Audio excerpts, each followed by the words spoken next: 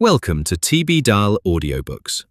Before the story begins, please take a quick second to subscribe and leave a comment below. Your support keeps these stories alive. Now, enjoy the listen.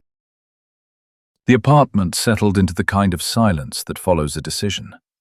Not peace. The quiet of a room where people are counting what they have left. Riley spread the Orlova documents across the table in the order Father Alexei had arranged them at the church. 11 pages of a 12-page sequence. Elena Pavlovna Orlova's travel papers from 1918, showing a woman and a child named Alyosha Mikhailov moving from Petrograd through Vyborg into Finland. A guardianship transfer naming a person identified only by initials. 2 photographs of handwriting comparison. The genuine 7-line letter from Grand Duke Michael, translated and annotated. And a gap. Page 7.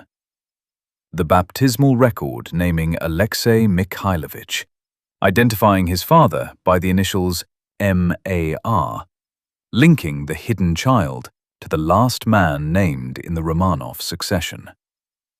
Gone.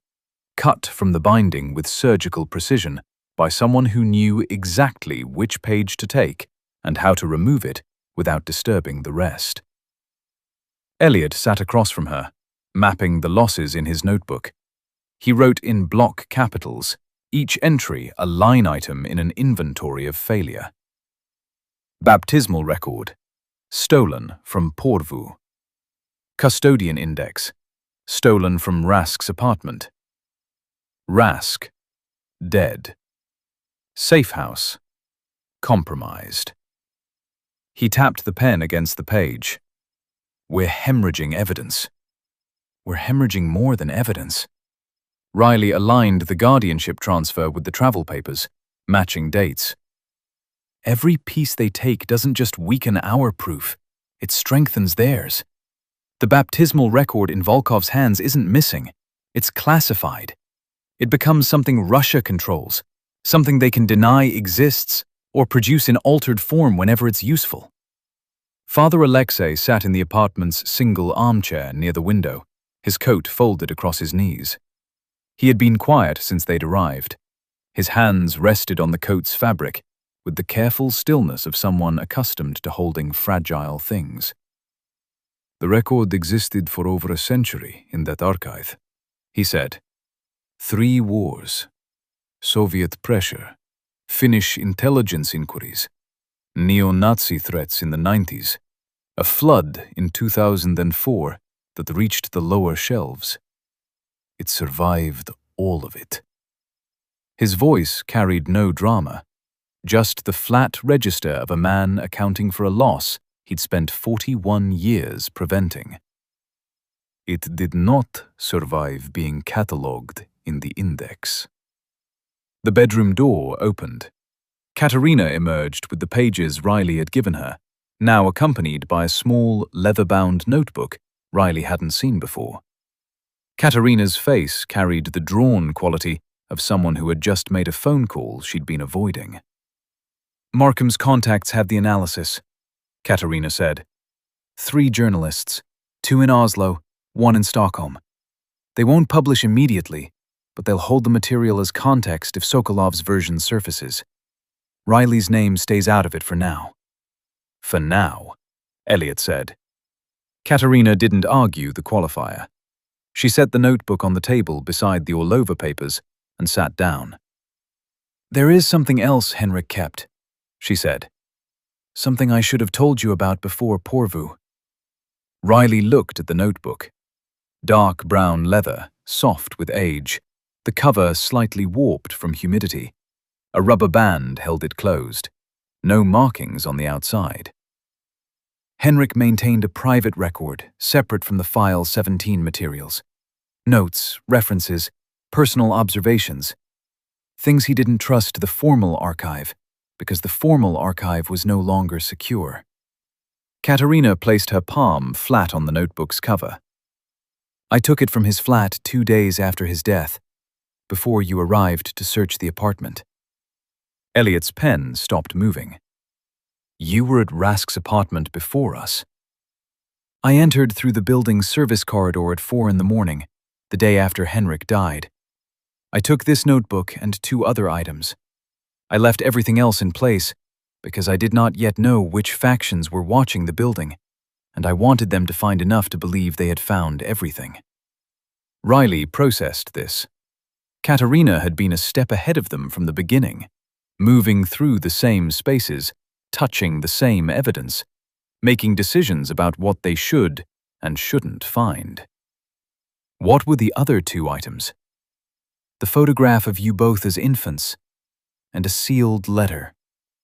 The room changed. Not the light, not the temperature. Something in the texture of the air itself, the way it felt against the skin. A sealed letter, Riley repeated. Written by your biological mother, Anna Nikolaisen. Elliot set his pen down. Father Alexei's hands tightened on his coat. Katerina continued in the same measured tone she used for everything, but Riley had spent enough hours with her now to detect the hairline fracture beneath it. Henrik kept the letter for 27 years. Anna gave it to him before the separation. She wrote it knowing she might not be present when her children were old enough to read it. Henrik's instruction was clear. The letter would be delivered only if File 17 was ever opened and the twins were told the truth. Katerina paused. Henrik intended to give it to you the night he summoned you to the museum. Where is it now? Riley's voice was steady, but her hands had gone still on the table, all motion suspended. I had it. In my case, with the emergency documents, when we fled the Parkveien flat. Riley remembered the morning, the car with its engine running outside, the footsteps in the stairwell, Katerina grabbing the bags, Elliot cutting the padlock, the narrow passage between buildings, and the cold air of Hegdehaugsveien. I transferred it to a secondary location before we left Oslo. A deposit box at a private bank that Henrik and I used as a fallback. Katerina's jaw tightened. When I contacted the bank this morning from the bedroom, I was told the box had been accessed 2 days ago, using Henrik's authorization codes. The silence that followed was different from the one before, sharper, like the moment between lightning and the sound that follows. Someone used Henrik's codes, Elliot said. Henrik is dead. His codes should have been voided the moment I reported his death to the bank's internal contact. They were not voided, because the contact I reported to is no longer responding. Compromised. Or dead. Or frightened, I don't know. Katerina said it without inflection, the way a doctor might list symptoms. What I know is that Anna's letter is gone, taken using Henrik's authorization by someone who understood the fallback system. Riley sat with the information. She let it settle into the inventory of losses alongside the baptismal record, the custodian index, Rask himself. Another piece stripped away, another hole in the proof. But this one was different. The baptismal record was archival. The custodian index was operational. Anna's letter was personal. It was a mother writing to children she might never see again. And someone had taken it, not because it threatened a government, but because it connected Riley and Elliot to a human story that no amount of classification could reduce to a footnote. What did the letter contain? Riley asked. I never read it. Henrik sealed it with instructions that only the recipients should open it. But you know something about it. Katerina hesitated. It was the first time Riley had seen her hesitate, without immediately converting the pause into a controlled statement. Henrik told me the letter was not only emotional. Anna was a researcher. She documented her discoveries the way researchers do, with names, dates, sources, and chains of verification. Henrik believed the letter contained the names of people present when Anna and Henrik Voss first uncovered the File 17 connection. The people who were in the room when the evidence came together. The first witnesses. Witnesses to what, specifically? Elliot asked. To the moment Anna realized her own family genealogy connected to the hidden line, and to the identity of the person who carried that information from the research room to Honest Russia's internal factions. Riley felt the architecture of the conspiracy shift, not expand, clarify. Like a building seen first through fog, then through glass. The first betrayal. Yes.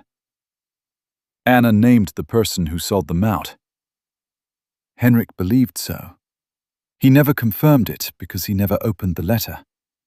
But he told me once, years ago, that if anyone ever needed to understand how File 17 was compromised from the inside, the answer was in Anna's handwriting. Father Alexei spoke from his chair. Then the letter is not a personal message. It is a witness statement. It is both, Katerina said. That is why Henrik protected it separately, and that is why its theft is not incidental. Riley looked at the Orlova documents on the table. 11 pages of historical evidence, carefully preserved, professionally stolen, partially recovered. She thought about the baptismal record gone from Porvoo, the custodian index gone from Rask's apartment, and now this. A letter from a mother to her children that doubled as the only map back to the origin of the betrayal. Whoever took the letter knew exactly what it contained, Riley said. They didn't just want our mother's words. They wanted to destroy the evidence that identifies who started selling File 17 from the inside. Which means the person Anna named is still active, Elliot said. Still inside Honest Russia. Or still connected to whoever is hunting us. Katerina nodded once. That is my assessment. Riley pulled Henrik Rask's notebook toward her and removed the rubber band. The pages were dense with small, precise handwriting. The script of a man who had spent his career recording information in margins, on index cards, in spaces most people would have left blank. Dates, reference codes, names abbreviated to single letters, cross-references to archive locations she didn't recognize. She turned pages carefully, scanning for anything related to Anna's letter. On page 43, she found it. A single entry, written in slightly darker ink than the surrounding notes, as though Rask had pressed harder or used a different pen. A.N. letter, not deposited with primary, held personal. Contents: names of first circle, identity of internal disclosure. V knew before table convened. Proof of sequence. Below it, in pencil, lighter and possibly added later. If index is taken, letter becomes the only path back to origin. Do not separate from person. Do not deposit where index points. Riley read it twice. Then she turned the notebook so Elliot could see. His eyes tracked the lines. His jaw shifted. V, he said. Who is V? Katerina looked at the entry. Her expression didn't change, but something behind her eyes moved. A recognition she was choosing whether to voice. Within Honest Russia, V could refer to several people. Viktor Sokolov, the restorationist leader. Vera Lindqvist, a former keeper who died in 2012. Or Vadim Petrov, an opportunist broker who operated out of Tallinn. Or Volkov, Riley said. The name landed in the room like a stone dropped into still water. Rask wrote that V knew before the table convened, Riley continued. That means V had access to the information before Honest Russia's governing body discussed it, before any formal decision about our parents was made. Someone fed the information out of the research phase and into factional hands before the organization could act collectively. If V is Volkov, Elliot said, then Russian intelligence didn't just infiltrate honest Russia recently. They've been inside since before we were born. That is possible, Katerina said carefully. But the timing matters. Rask's note says V knew before the table convened. That could mean V received the information from an opportunist who sold it externally. Or it could mean V was the opportunist. Or it could mean V was the person Anna named in her letter. The first one. The origin point. Riley closed the notebook. Which is exactly why the letter matters. Not because our mother wrote us a message. Because she identified the person who made all of this possible. The room fell quiet again. Father Alexei shifted in his chair. Then the letter is the most dangerous single document in this entire affair. More dangerous than the baptismal record, because the baptismal record proves a bloodline. The letter proves a crime. And whoever took it, Elliot said, knows that. The afternoon light through the apartment's single front window had shifted from pale to grey. Helsinki's sky carried the particular weight of a northern city holding its breath between seasons. Not quite winter, not quite anything else. The radiator beneath the window ticked steadily, producing heat that reached the center of the room and gave up. Riley was reading through more of Rask's notebook when Katerina's controlled channel, an encrypted messaging application accessed through a device she'd kept powered down until now, produced a soft vibration. Katerina retrieved the device from her coat pocket, entered a code, and read the screen. Her face didn't change, but her breathing did. A single, interrupted rhythm, caught and corrected so quickly that Riley only noticed because she'd been watching Katerina's reflection in the window. "What is it?" Riley asked. Katerina set the device on the table, screen up. The message was brief. 3 paragraphs. No sender name, no signature, no identifying header. The language was Russian, rendered in clean, formal prose that carried the cadence of someone accustomed to official correspondence.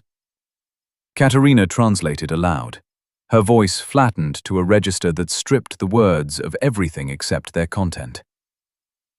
"We are in possession of materials removed from a private deposit facility in Oslo, including a personal letter addressed to 2 individuals whose identities are known to us. We are also in possession of partial documentation from an operational index that identifies persons of interest across multiple European locations." She paused, read the next paragraph. "We are prepared to discuss terms under which the personal letter may be returned and further action against selected persons on the index may be suspended. This offer is extended in good faith and is contingent on the direct participation of R. Hunt in a meeting at a location to be specified. The meeting will be structured as a private exchange. No intermediaries will be required. Security will be provided by the requesting party." The third paragraph. "This communication is not a threat. It is a recognition that competing interests have created conditions in which all parties suffer losses. A measured resolution benefits everyone. We await a response within the major of Maider More to the presentive the index." This is the topic that means a given from deposit ves. The security method is inchest to might all party, with the new parties may be learned. This communication is not in way that inchest the form fragment when the Russian came with given the death of discreet. The third paragraph. This communication is not a different, and that the gross will be tredenting ord in the locate, This communication is not the story out. Individual, with one set would be completed. Me are any portusive, and here is not called. The third paragraph. This communication is not experience with one of these for the police have known, the trying to agree of the group thing. The trying to agree is not the beat of death that nape of the invest with description part. This is entagator. The trying to agree his everything is the divine stand peen, and to come back at the break place in such grease. This is the trying to agree. The trying to agree is included intention for. The letter will be a great to me in the privet. Wants to be won the way that all. We await a response within 48 hours. No one spoke for several seconds. Then Elliot said, very quietly, "No." Riley read the message on the screen. She read it again. The Russian was precise, grammatically immaculate, and completely devoid of personality. It read like a diplomatic note drafted by someone who had written hundreds of them, each word chosen to carry exactly the weight intended, and not a gram more. "They're confirming they have Anna's letter," she said. "They're confirming they have the index," Elliot said. "Or parts of it, which means they can locate every custodian still holding evidence." "They're asking for me specifically." "They're not asking. They're building a cage and calling it an invitation." Elliot stood. The motion carried the controlled energy of a man whose body wanted to move in every direction and whose discipline permitted only one.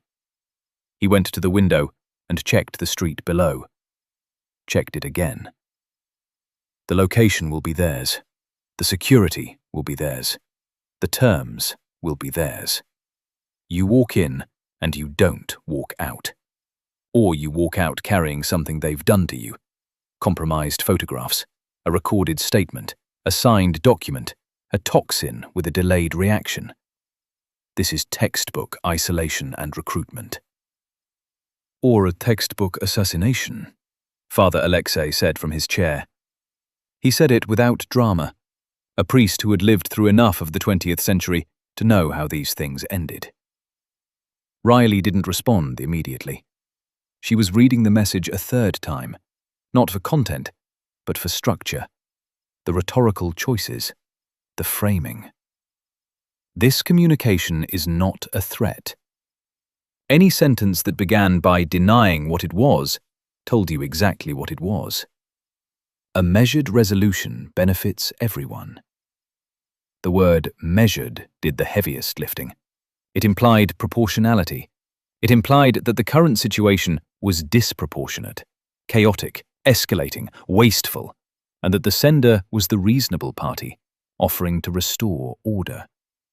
The sender positioned himself not as a predator, but as an adult, managing a situation that had gotten away from irresponsible people. She recognized the rhetoric. She'd written reports about it at Ericsson and Lindgren. State actors framing coercion as cooperation. Authoritarian regimes presenting ultimatums as invitations to dialogue. The language of diplomacy repurposed as a tool of extraction. "It's Volkov," she said. Elliot turned from the window. "The message doesn't name him," Katerina said. "It doesn't need to.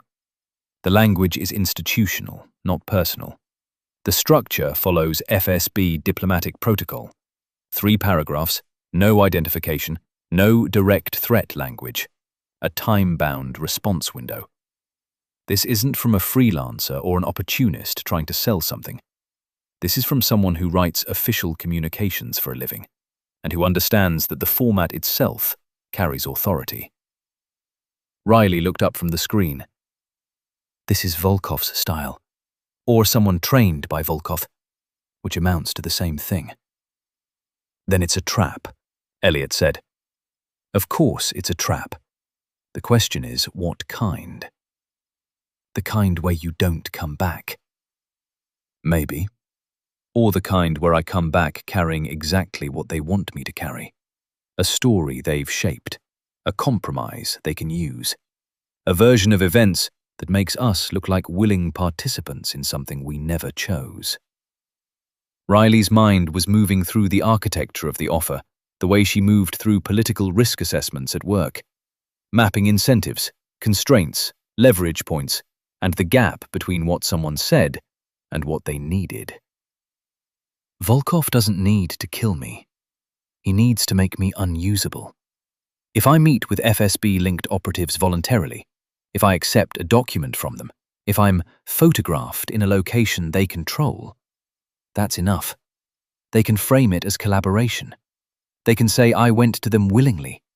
They can release it to discredit everything we've said about File 17. Then we don't respond, Elliot said. They have Anna's letter. The sentence hung between them. 5 words, each one carrying a different weight. Elliot looked at her, not with the tactical assessment she'd grown accustomed to, the constant calibration of exits and angles and threat distances, but with something rawer, something that came from the same place as the entry in his notebook where he'd written their birth names side by side for the first time. Sophia Anna Nikolaisen, Mikhail Henrik Nikolaisen. I know what the letter means, he said. Do you? Because it's not just a message from our mother. According to Rask's notes, it's the only remaining document that identifies the first person who sold our family to the factions. It's evidence of a crime that set everything else in motion. Without it, we can prove a bloodline. With it, we can prove a betrayal. And you think they'll give it to you? No. I think they'll use the promise of giving it to me as the mechanism for whatever they actually want. But the letter itself is real. It exists. And as long as they have it, they control a piece of our story that we can't reconstruct from anywhere else. Elliot braced his hands on the windowsill. The muscles in his forearms stood out against the grey light. He stared at the street below, processing. Riley. Yes. I'm not letting you walk into a meeting arranged by the FSB. She didn't answer right away. Not because she was considering going. The tactical arguments against it were overwhelming, and she knew it. But because the way he said, "I'm not letting you," carried something she hadn't heard from him before. Not the controlled protectiveness of a man managing a threat. Something more visceral. A brother drawing a line. We have 48 hours to respond, she said. We don't have to decide now. There's nothing to decide. Katerina's device vibrated again. Everyone in the room stopped. Katerina picked it up, read the screen. Her face remained controlled, but the muscle along her jaw tightened in a way Riley had learned to watch for.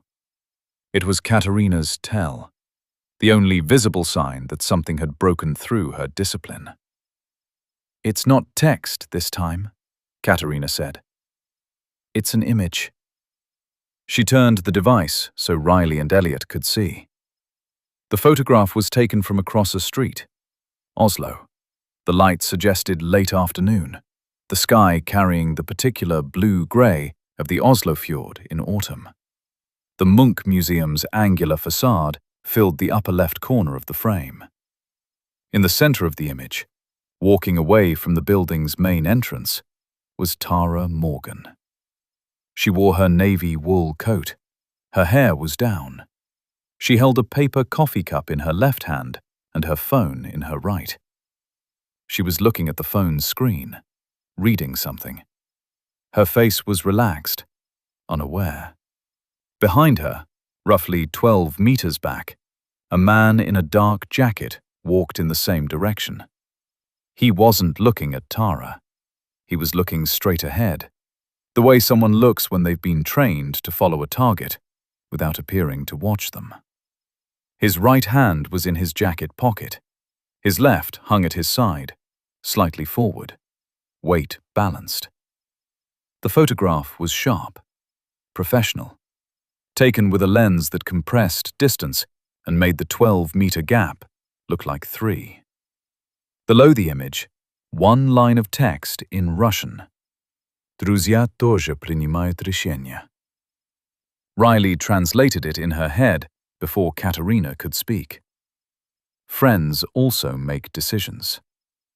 The device sat on the table between them.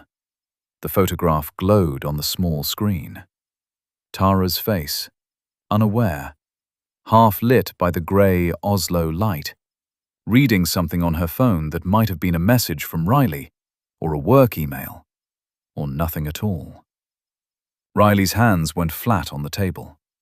The gesture was physical, pressing down, grounding herself, preventing the tremor she could feel building in the tendons of her wrists.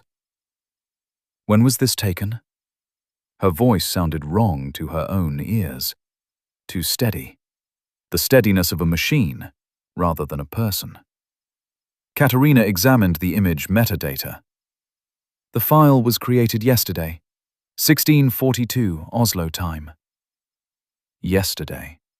While Riley was sitting in this apartment, analyzing forged letters and comparing handwriting samples, someone was standing on a street in Oslo, photographing her closest friend. The message is structured as a sequence, Katerina said. Her voice had dropped into the low, flat register she used when she was working through operational implications rather than feelings. First the offer, then the proof of leverage. The 48-hour window was never about giving you time to decide. It was about giving them time to demonstrate what happens if you refuse. They're watching Tara. Riley said it out loud because the fact needed to exist in the room as spoken words, not just as an image on a screen. They've been watching her. This photograph is a demonstration, not a beginning. If they're showing you this picture, they've been tracking her long enough to establish patterns, routines, access points. They know where she works. They know her commute. They know her building. They saw her face at the Munch Museum, Elliot said. When she helped Riley escape, they identified her then. Before that, Katerina corrected. The custodian index contains operational notes about Riley's known associates. Tara would have been identified the moment the index was opened. The museum merely confirmed the connection. Riley stood. The chair scraped against the floor. She walked 3 steps toward the window and stopped. She didn't look out.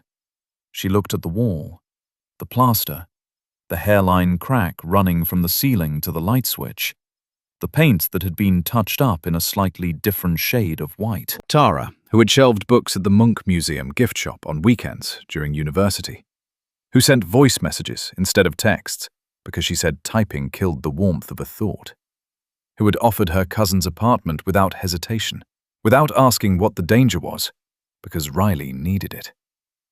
Tara, who had walked Riley through a service corridor and out a loading dock door and into a night that was never going to end.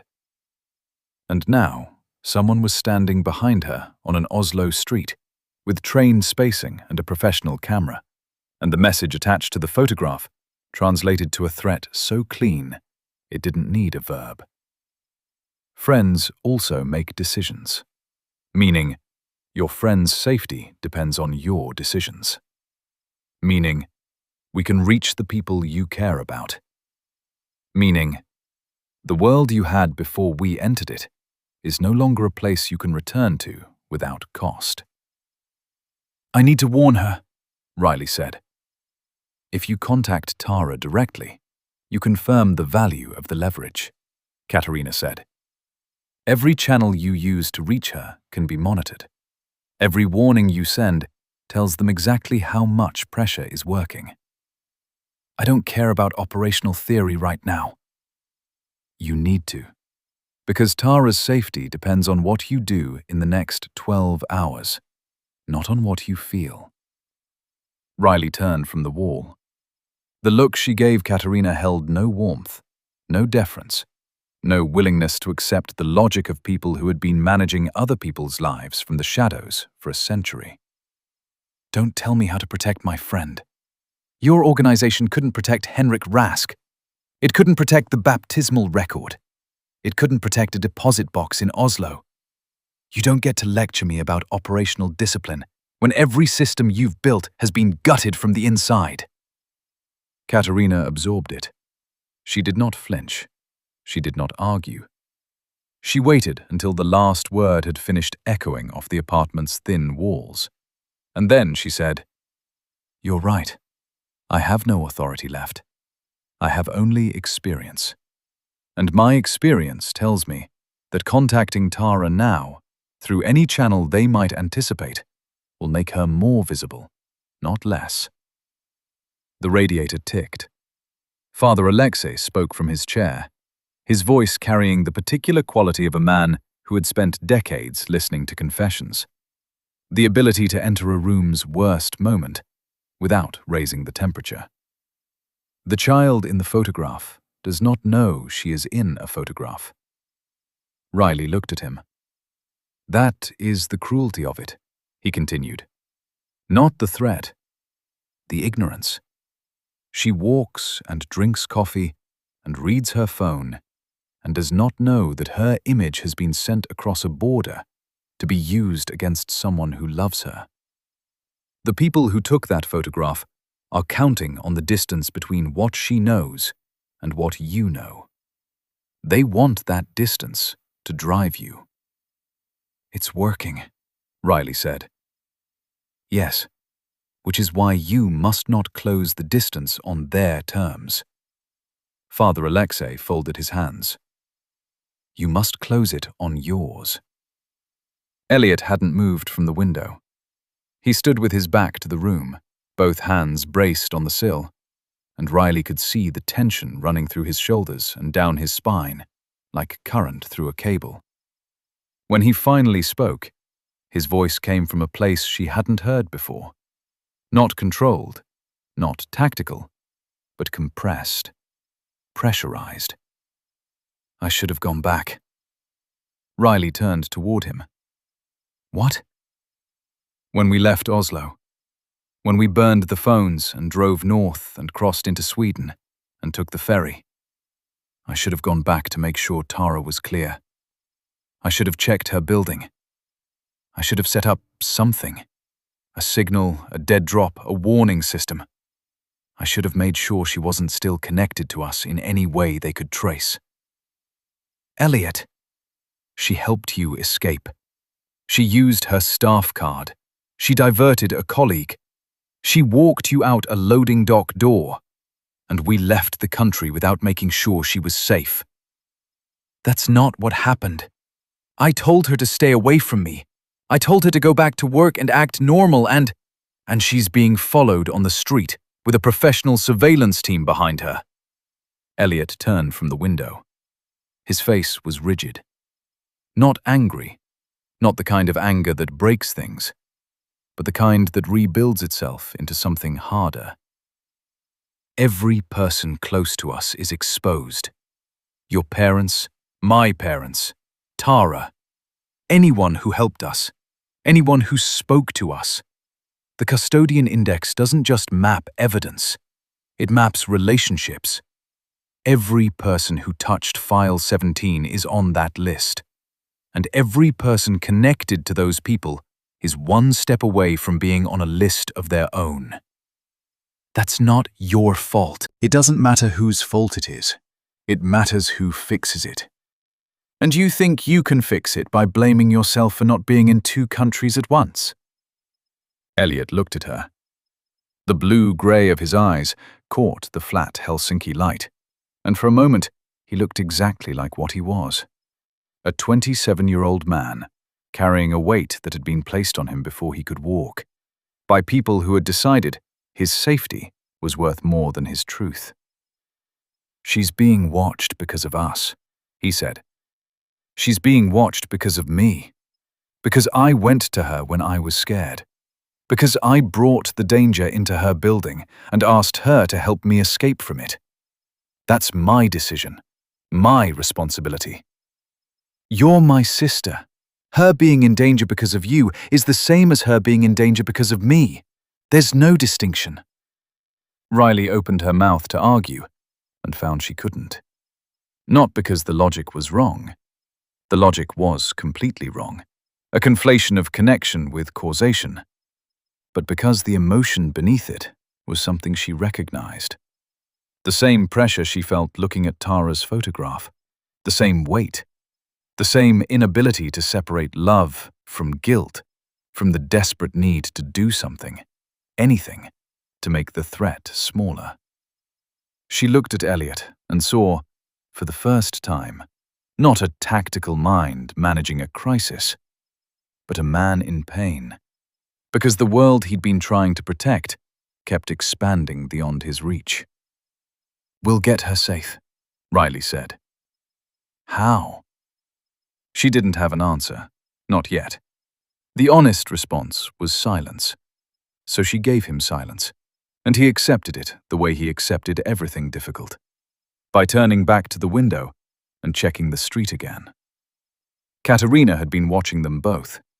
Her expression held something Riley couldn't quite read. Not sympathy, not detachment, but a particular kind of recognition.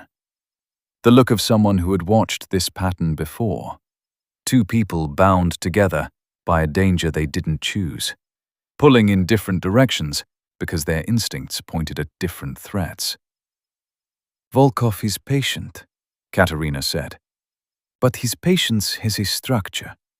He escalates in stages because each stage reveals what the target values most.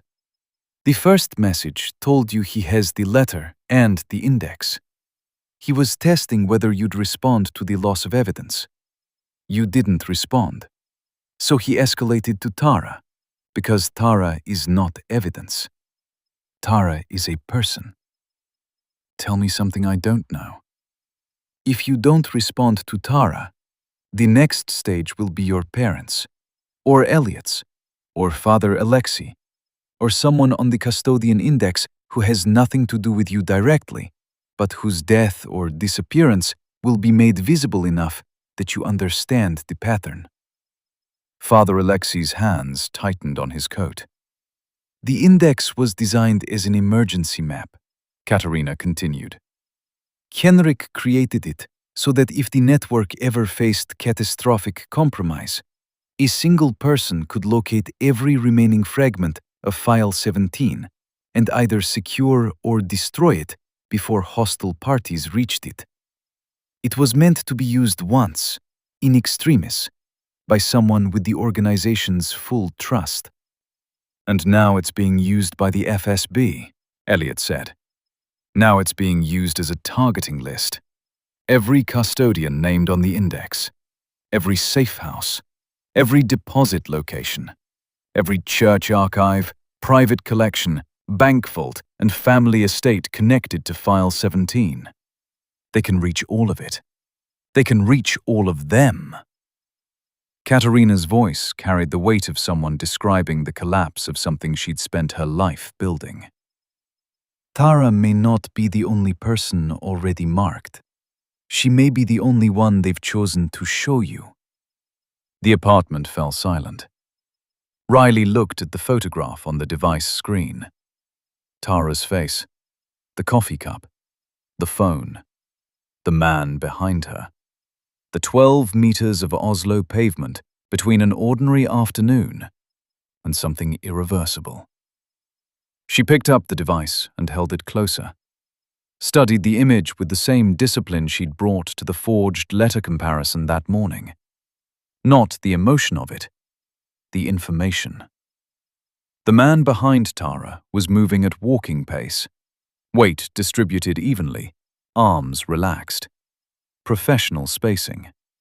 No obvious communication device visible, but his right hand was in his pocket, which could conceal an earpiece wire or a phone.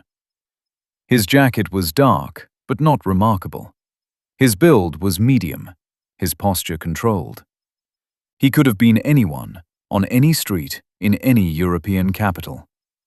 And that was the point. The camera angle was slightly elevated.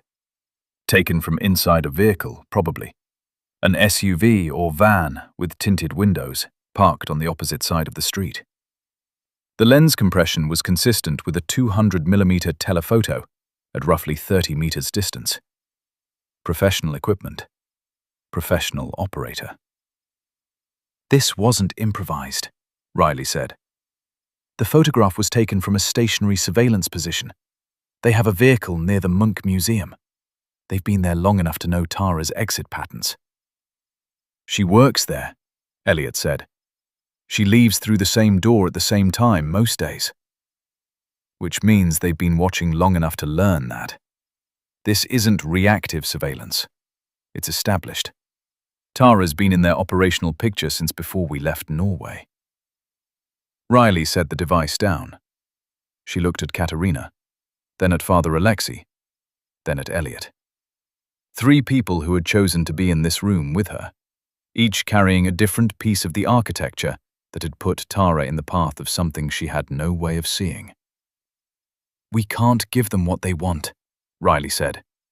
If I walk into a meeting arranged by Volkov's people, the best case outcome is that I come out compromised. The worst case, I don't come out at all. Either way, it doesn't protect Tara. It just confirms that threatening her works, and they'll use that leverage forever. Then what do we do? Elliot asked. We need to separate the problems. Tara's safety is one problem. Anna's letter is another. The custodian index is a third. Volkov wants us to collapse them all into one response. One meeting, one exchange, one moment where we walk into his architecture and hand him everything. We can't let that happen. You're talking about this like it's a briefing, Elliot said. Not an accusation, an observation. He could see the professional machinery engaging behind her eyes, the political risk analyst taking over from the sister and the friend, and he didn't know whether to be relieved or afraid. Because if I think about Tara's face in that photograph for one more minute without a plan, I'm going to contact her directly and blow every piece of cover we have left. Riley pressed her palms flat on the table. So yes, I'm treating it like a briefing, because that's the only way I'm going to be useful to her. Elliot held her gaze. Then he nodded once and sat down. Tara first, he said. How do we reach her without leading them to us? Katerina leaned forward. Elena Markham has contacts in Oslo who can establish indirect communication.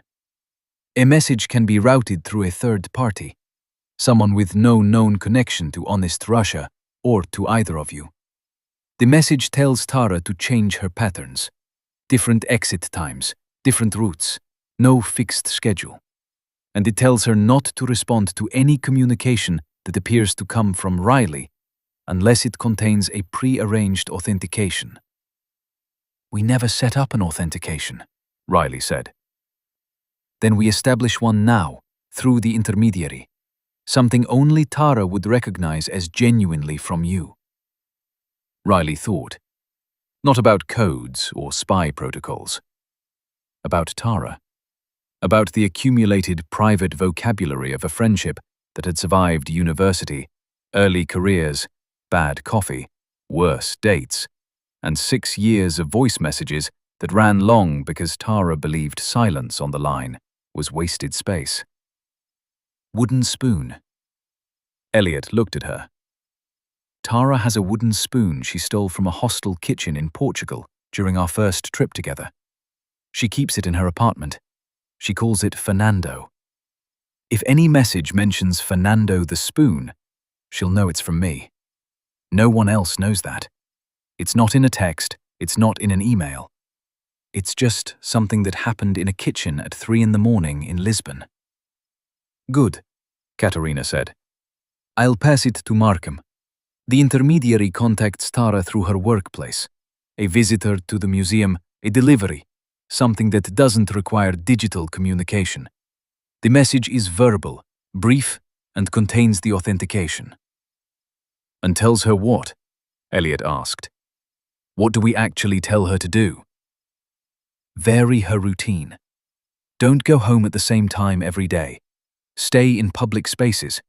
Don't meet anyone who claims to know Riley unless the authentication is present. And call the emergency number I'll provide if she sees the same person more than twice. That's not protection, Elliot said. That's awareness. There's a difference. Yes, but awareness is the first defense against surveillance. If Tara knows she's being watched, she changes from a passive target into an active problem for the watchers. They have to adjust, commit more resources, accept greater risk of exposure. It's not enough, but it buys time. Time for what? Katerina didn't answer. Riley answered instead. Time for us to make the custodian index useless. All three of them looked at her. The index is a map. It tells Volkov where every fragment of File 17 is stored and who's guarding it. As long as the evidence stays where the index says it is, every custodian is a target. Tara is a pressure point. Father Alexei is a pressure point. Every name on that list is a pressure point. Riley's mind was moving now, the way it moved when she was assembling a risk assessment. Not emotion driving logic, but logic channeling emotion into structure. We can't recover the index. We can't unsteal it. But we can make it inaccurate.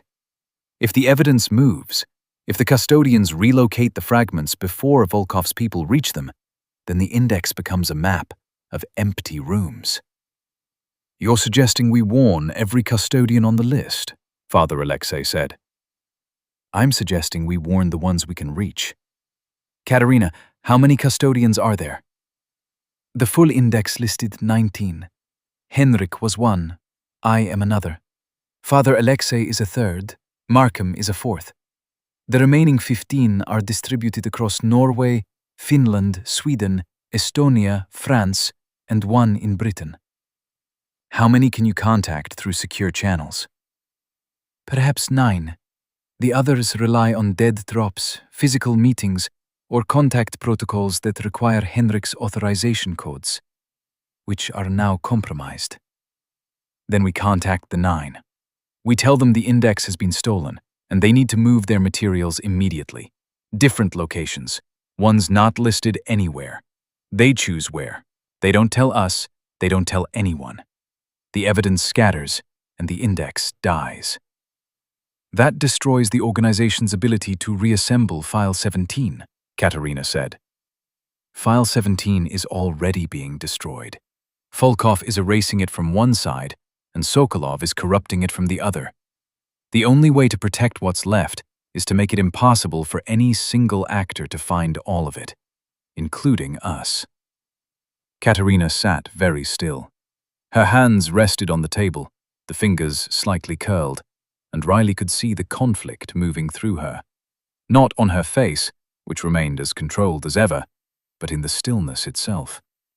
The careful, deliberate immobility of someone holding two opposing truths and trying to find the balance point between them.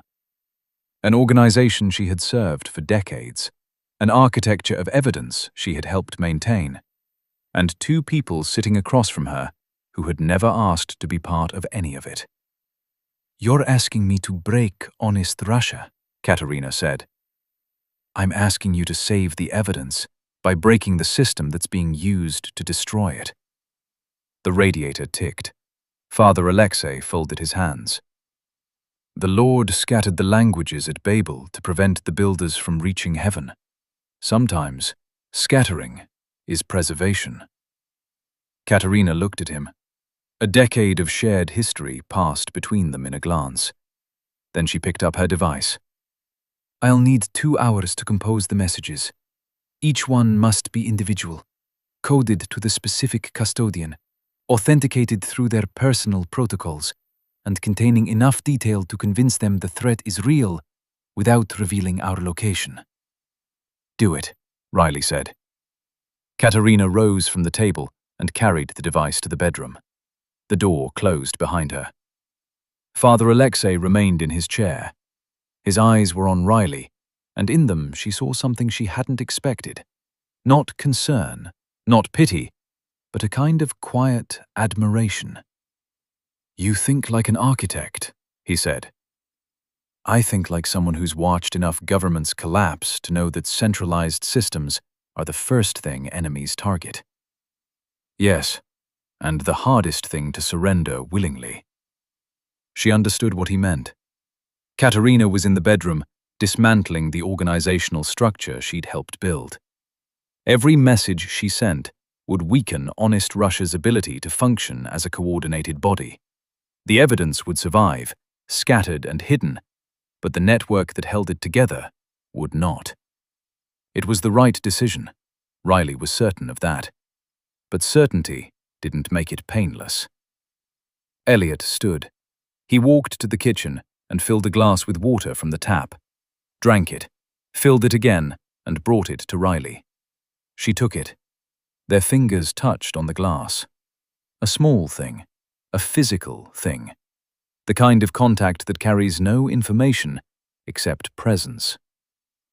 "We still don't have Anna's letter," Elliot said. "I know. And we won't recover it through an exchange." "No.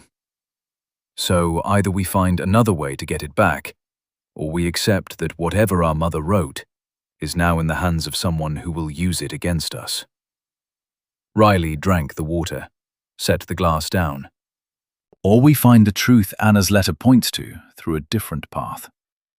She identified the first person who betrayed File 17. That person may still be alive. That person may still be inside Honest Russia. If we can identify them independently, through Rask's notes, through the remaining custodians, through whatever fragments survive, then the letter becomes confirmation, not the only source." "That's a long road." "Every road in this has been long." Elliot sat back down across from her. He opened his notebook to a clean page and wrote 2 lines. "Tara. Warning through Markham's intermediary.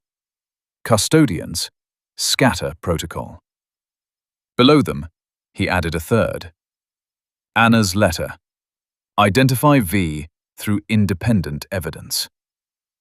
He drew a line under all 3 and looked up. "What's the timeline?" "Volkov gave us 48 hours. That clock started when the first message arrived. We've burned about 2 of those hours. 46 hours. During which Volkov expects a response and will escalate if he doesn't get one. The next escalation after Tara could be anything. Our parents, Father Alexei, a custodian we've never met, or something public, a media story, a police action, a diplomatic communication to Norwegian authorities. Then we need to be moving before the next escalation hits." "Where?" Elliot looked at the notebook, at the 11 Orlova pages on the table, at the closed bedroom door behind which Katerina was composing messages that would fragment the last coherent structure protecting them. "Toward whichever piece of evidence Volkov expects us to reach last." Riley thought about that. The logic was sound. Move against the adversary's assumptions, target the piece he's least prepared to defend, because he's focused on the pieces he expects you to chase. "He expects us to pursue the baptismal record," she said, "because that's the keystone. Without it, File 17 is incomplete. His people took it from Porvu specifically to create that gap." "So we don't chase the baptismal record?" "Not yet. We chase the thing he doesn't think we're about." She opened Rask's notebook to the entry about Anna's letter. "V knew before table convened. Proof of sequence." "We find V," Riley said. "Whoever betrayed Anna and Henrik Voss. Whoever started the chain of events that separated us and killed Henrik Rask and put Tara's photograph on Volkov's screen. We find that person, and we find the origin of every compromise that's been eating Honest Russia from the inside for 27 years. Elliot looked at her across the table. The grey Helsinki light fell between them. Outside, the city continued its afternoon with the steady indifference of a place that had survived empires and revolutions and the particular cruelty of long winters. And inside the apartment, two people who hadn't known each other existed 3 weeks ago sat with a dead man's notebook and decided what to do next. Riley picked up Tara's photograph from the device screen one more time, looked at her friend's face, the coffee cup, the phone, the 12 meters. Then she set the device face down on the table and turned back to the notebook. There was work to do. The story continues in the next chapter, so make sure to subscribe, leave a comment with your thoughts, and share this video with fellow book lovers.